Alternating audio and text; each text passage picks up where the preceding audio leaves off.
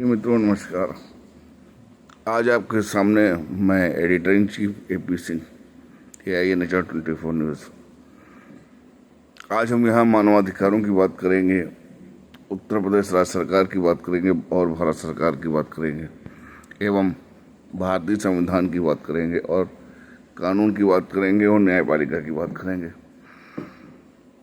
उत्तर प्रदेश में एक महत्वपूर्ण घटनाक्रम हुआ PGI में। पूर्व सांसद बांदा 2014 में माननीय सांसद थे और उनके कुछ प्रोटोकॉल होते हैं। समस्या तब होती जब उनकी सरकार, भारत सरकार और राज्य उत्तर प्रदेश में न होती, लेकिन मुख्यमंत्री भी उनके, प्रधानमंत्री भी उनके और सारी व्यवस्था भी उनकी, और उप मुख्यमंत्री जी ब्रजेश पाठक जी भी उनके जानने वाले करीबी। इसके बाद भ्रष्टाचार कहाँ पर है? देखिए, सिस्टम में कई बार ये आया है कि जब मुख्यमंत्री किसी भी प्रदेश के हों और उन पर भ्रष्टाचार के आरोप लगते हों, खासकर जब वो सत्ता में न हों, तभी जुबान में लोग कहते हैं कि शासन तक पैसा जाता है और पैसा ले करके दागी अधिकारियों की फाइलें, भ्रष्टाचार की फाइलें समाप्त कर दी जाती हैं और उन्हें आराम से नौकरी करने का समय दिया जाता है। उत्तर प्रदेश मेडिकल व्यवस्था में सबसे बड़ा भ्रष्टाचार है 5% या 6% डॉक्टर का स्थानांतरण। ऐसा कानून बनाया गया है। ये मुख्य भ्रष्टाचार है। थोड़ा आपको पीछे की तरफ हम ले जाएंगे। PGI एक बहुत बड़ी संस्था है और उत्तर प्रदेश की आबादी है 22 से 22 करोड़। और अभी मैं PGI के निदेशक को मैं सुन रहा था और मुझे हंसी आ रही थी। उनके पास इमरजेंसी बेड मात्र इस समय मौजूद हैं, शायद 70 या 80 बेड उनके पास इमरजेंसी में मौजूद हैं, जो ऊँट के मुंह में जीरा है। और विभिन्न प्रदेशों से भी लोग आते हैं इलाज कराने के लिए। अगर आम आदमी ने डॉक्टर को थप्पड़ मारा होता तो उसके ऊपर बुलडोजर चल जाता, उसका एनकाउंटर हो जाता। लेकिन बांदा सांसद का पुत्र एक डॉक्टर की लापरवाही के कारण अकाल मृत्यु को प्राप्त हो गए, तो क्या उनका पुत्र लौटाया जा सकता है? केवल डॉक्टर को पदमुक्त कर देने से सरकार का काम चल जाएगा? उत्तर प्रदेश राज्य का बजट 5 लाख करोड़ रुपए है। आखिर सरकार, मेरा मानना है कि उत्तर प्रदेश सरकार इस समय सबसे भ्रष्टतम सरकार है, जिसमें स्वास्थ्य, पुलिस, राजस्व, PWD और ऊर्जा, सहकारिता, लगभग सभी विभाग भ्रष्टाचार की चरम सीमा पर हैं। ईमानदारी का ढिंढोरा तो सत्ता में रहकर सभी पीटते हैं।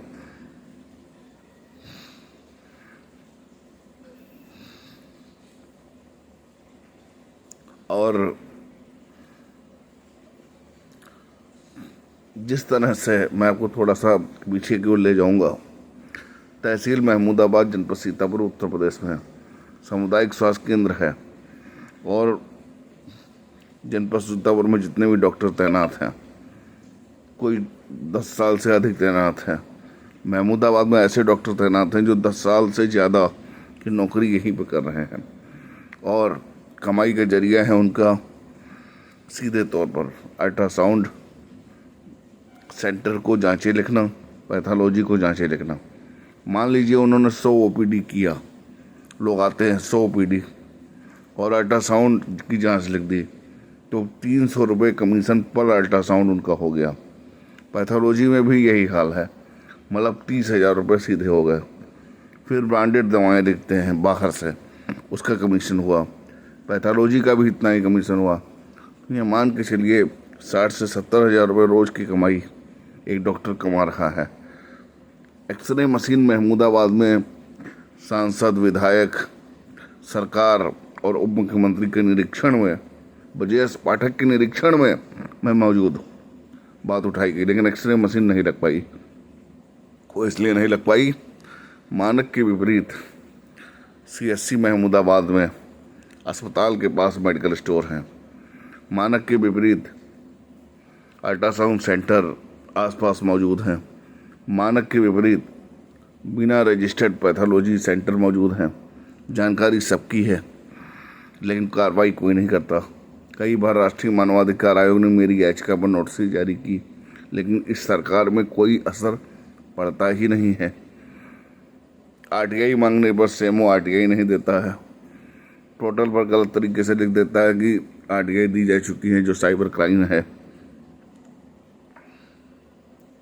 स्थिति इतनी भयावह है कि महमूदाबाद, सीतापुर में डेंगू से कम मेरी समझ से 10 से अधिक लोगों की मौतें हो गई, जिनके पास जांच रिपोर्ट्स भी हैं। और सेमो सीतापुर मानने के लिए तैयार ही नहीं है कि किसी की डेंगू से मौत हुई है। इस यशस्वी मुख्यमंत्री योगी जी इस मामले में पूरी तरह मौन धारण किए हुए, मौन व्रत है उनका। इस पर कोई जवाब नहीं आ रहा है। शासन के प्रमुख सचिव का कोई जवाब नहीं आ रहा है। तो इन डॉक्टरों के भ्रष्टाचार को लेकर के जनपद सीतापुर में स्पष्ट रूप से अटैचमेंट मना किया गया था कि अटैचमेंट नहीं होगा किसी डॉक्टर का। आज भी सेमो कार्यालय में तमाम अटैचमेंट किए गए हैं। हर एक शिकायत पर वसूली होती है, तब जाकर जांच रिपोर्ट लगती है। अब डॉक्टर जो है सामुदायिक स्वास्थ्य केंद्र महमूदाबाद के संबंधित छोटे छोटे अस्पताल जो बनाए गए हैं, PSC सेंटर, उन पर तैनात हैं और वो अटैचमेंट करा रखा है महमूदाबाद सामुदायिक स्वास्थ्य केंद्र में, वहाँ पे वो आ रहे हैं। सीतापुर में अटैचमेंट कर दिया गया डॉक्टर का, नौकरी यहाँ कर रहे हैं। तो ये मुख्यमंत्री के आदेशों की धज्जियाँ उड़ी हैं, और जिसका कारण सिर्फ मुख्यमंत्री और शासन व्यवस्था है। आज महमूदाबाद की अगर जांच हो जाए तो सीधा रिकॉर्ड है 2010 से कौन सा डॉक्टर साहब तैनात हैं। ट्रांसफ़र क्यों नहीं हुआ, महिला अस्पताल में ट्रांसफ़र क्यों नहीं हुआ? तो सिर्फ शासन व्यवस्था ही भ्रष्ट है। तो ऐसे मामले, बांदा जैसे मामले रोज आएंगे। आखिर सरकार का क्या बजट है?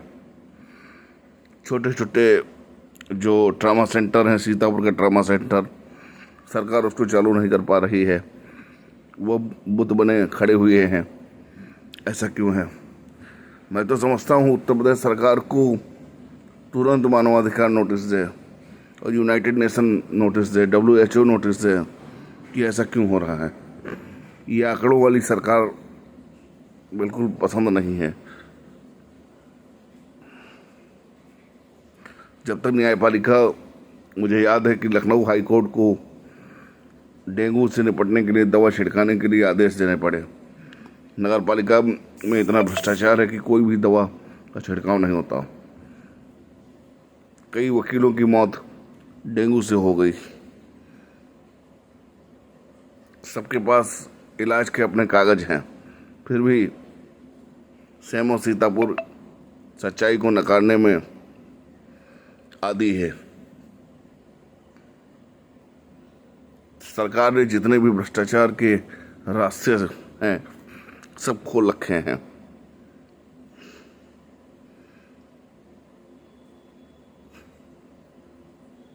क्योंकि कभी कभी नौकरशाही में ऐसे लोग पनपते हैं जो सरकार को गलत जानकारी देते हैं, गलत आंकड़े प्रस्तुत करते हैं।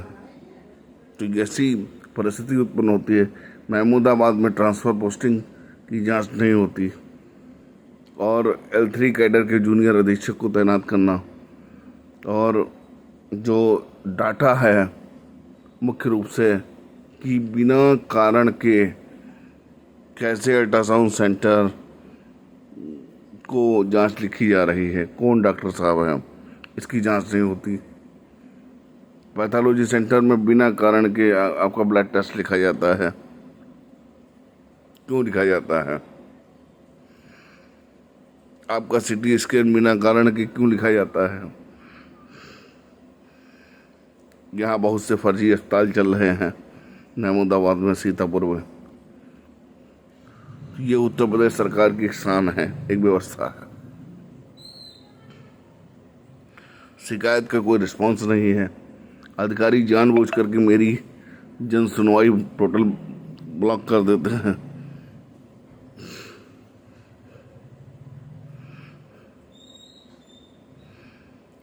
तो अगर बांदा के सांसद का मामला ना होता, एक आम आदमी का मामला होता, तो पीजीआई में रोज 10, 12, 15 लोग मरते हैं। इस तरह से कोई ऐसा नहीं होता। मैं आपको बता दूं, एक बहुत प्रसिद्ध अस्पताल है इंदिरा गांधी हॉस्पिटल लखनऊ, जिसमें ज़बरदस्त भ्रष्टाचार है। कई ऑपरेशन गलत हुए हैं, लोगों की आंखों की रोशनी गई है, लेकिन इंदिरा गांधी हॉस्पिटल के खिलाफ कोई कड़ी कार्रवाई नहीं हुई। डॉक्टर यदि गलत करता है तो उसके खिलाफ कंपनसेशन कोर्ट में है, उसके खिलाफ एफआईआर दर्ज होनी चाहिए, उसकी संपत्ति सीज होनी चाहिए,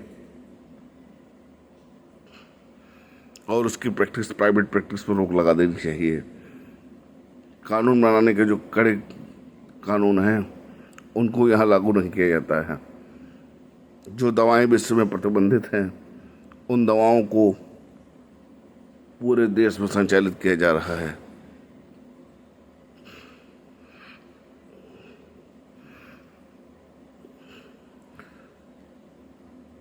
मुझे भी बड़ा दुख है कि 1.5 घंटे तक डॉक्टर ने एक पूर्व सांसद के पुत्र, जिसकी आयु 40 से 42 साल है, उसको इलाज नहीं दिया। और डिप्टी सीएम बड़े शर्म के साथ कहते हैं कि उसे तो डॉक्टर को कार्यमुक्त कर दिया गया। अरे, जिसका बेटा चला गया उसका बेटा वापस आएगा? तो डॉक्टर को कार्यमुक्त करने से काम चल गया?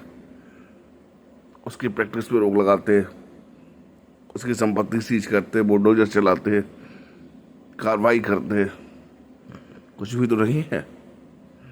जनता सब समझ रही है।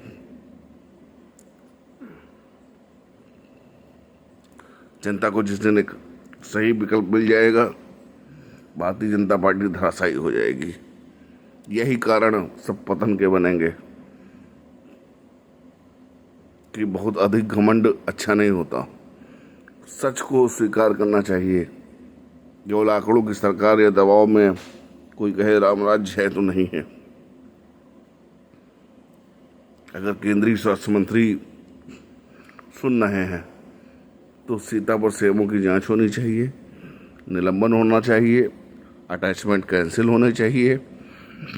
महमूदाबाद में जितने डॉक्टर हैं 10 साल से तैनात, 12 साल से तैनात, उनको तुरंत हटाना चाहिए, दूसरे मंडल में भेजना चाहिए, चाहे महिला का मामला हो चाहे पुरुष अस्पताल का मामला हो।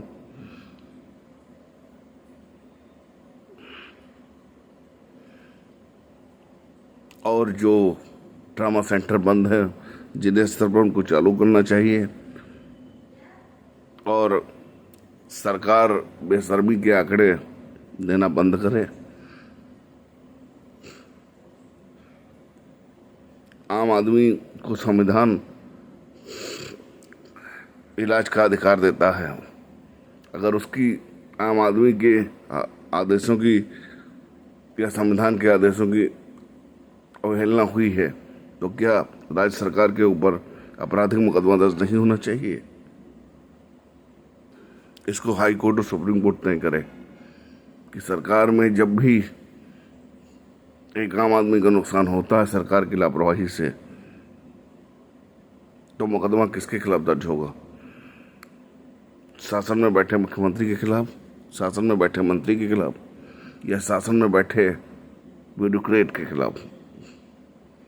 आम आदमी अगर कुछ गलती करता है तो उसके खिलाफ मुकदमा दर्ज होता है।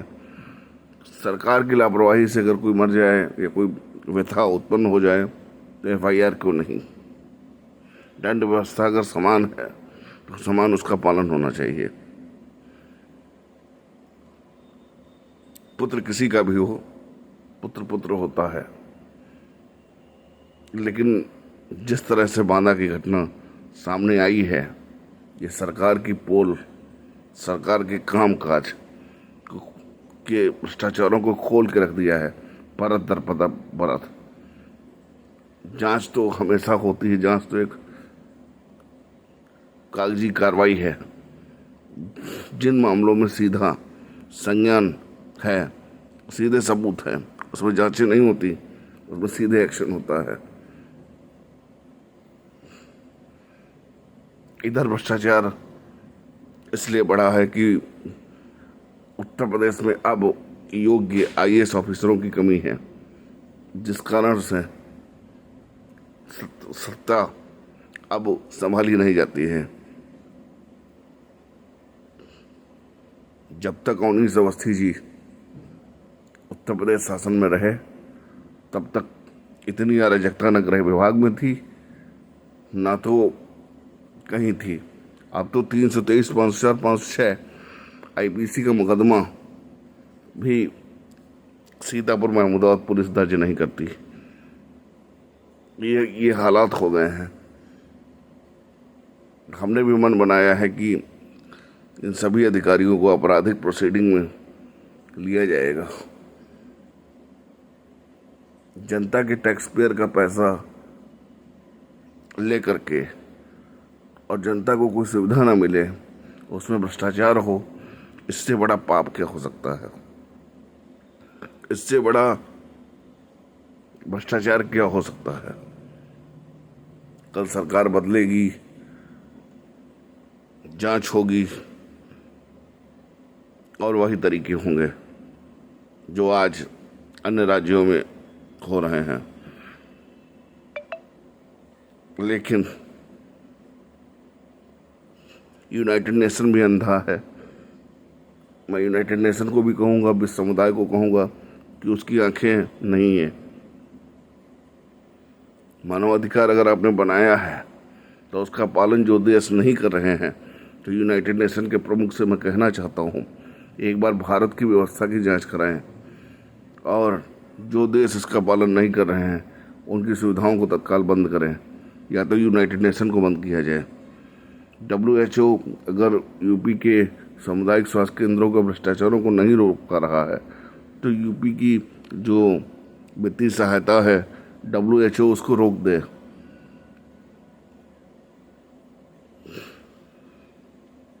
क्योंकि मैं समझता हूँ अगर इन संस्थाओं द्वारा कोई कार्य नहीं किया जाता है तो इनको मानने और सम्मान देने का कोई भी अधिकार किसी भी नागरिक के पास मौजूद नहीं होना चाहिए।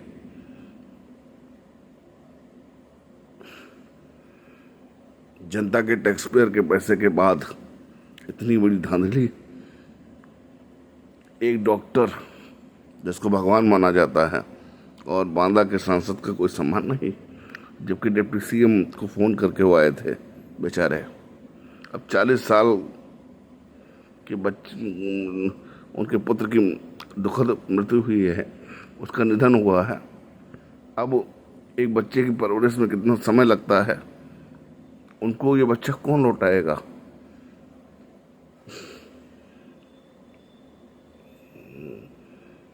अगर आप आज़ादी के समय के बाद सन 89 तक सब कुछ ठीक रहा, 90 के बाद जब राज्य के मुख्यमंत्री पैसा लेंगे, ब्यूरोक्रेट पैसा लेंगे और जुडिशरी में पैसा चलेगा, तो फिर न्याय नहीं होगा। कानून सिर्फ किताबों में ही बंद होकर रह गए हैं, उसका पालन नहीं हो रहा। मैं तो चाहता हूँ कि व्यवस्था सुधरे, व्यवस्था के लिए ही वीडियो बनाता हूँ। इलाज मुख्यमंत्री जी को भी चाहिए, हमें चाहिए, सबको चाहिए। और वो डॉक्टर साहब जिन्होंने सांसद जी के पुत्र को नहीं देखा है, वो भी कल बीमार होंगे तो उनको भी इलाज चाहिए। अगर उनके साथ ऐसा किसी डॉक्टर ने किया होता तो क्या होता। सामाजिक रूप से ये एक प्रमुख व्यथा है और इसको दूर किया जाना चाहिए।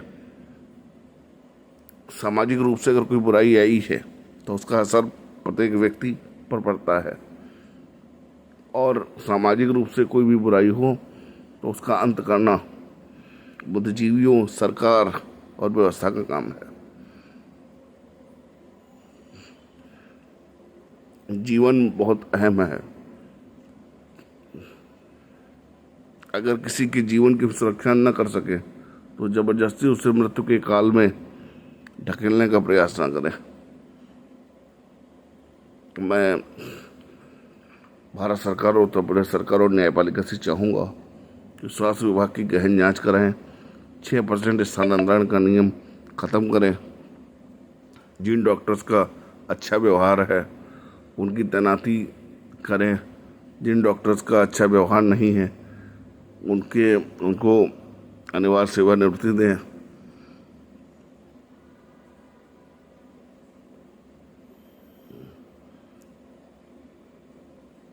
और मैं चाहूँगा कि जनसंख्या नियंत्रण कानून अगर आज होता तो इतनी व्यवस्था नहीं होती। इसको लाने की ज़रूरत है। जय हिंद, जय भारत।